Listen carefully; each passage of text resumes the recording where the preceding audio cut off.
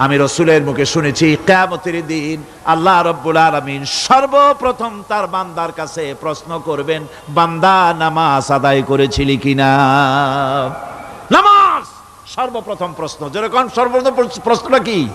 নামাজ। এই নামাজ আপনার বাচ্চাদেরকে যখন 7 বছর বয়স হবে নামাজের হুকুম করবেন, 10 বছরে নামাজ না পড়লে প্রহার করতে বলা হয়েছে।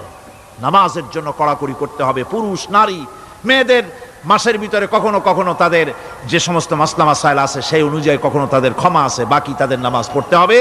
আর পুরুষের জন্য পাগল হয়ে যাওয়া, বেহুশ হয়ে যাওয়া ছাড়া নামাজ মাপ নাই, নামাজ পড়তেই হবে। এই যে নামাজ না হলে ঈমান থাকবে না, ঈমান নষ্ট হবে, কিয়ামতে জাহান্নামে যাওয়া লাগবে। এসব কথা শোনার পর আজকের তাফসীরুল কোরআন মাহফিলে আমরা কি ওয়াদা করতে পারি যে আমরা মালাকুল মউত যতক্ষণ পর্যন্ত আমাদের মাথার কাছে না আসবে নামাজ ছেড়ে দেব না? এই ওয়াদা কি করতে পারি?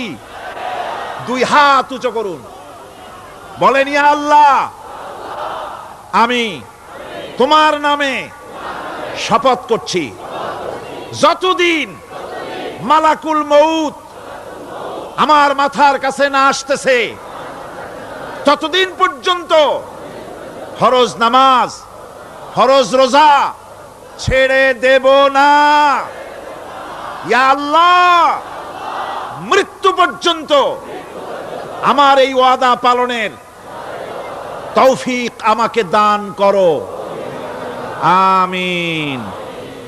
আল্লাহ পাক আমাদের এই ওয়াদা মঞ্জুর করুন, জোরে কোন আমিন।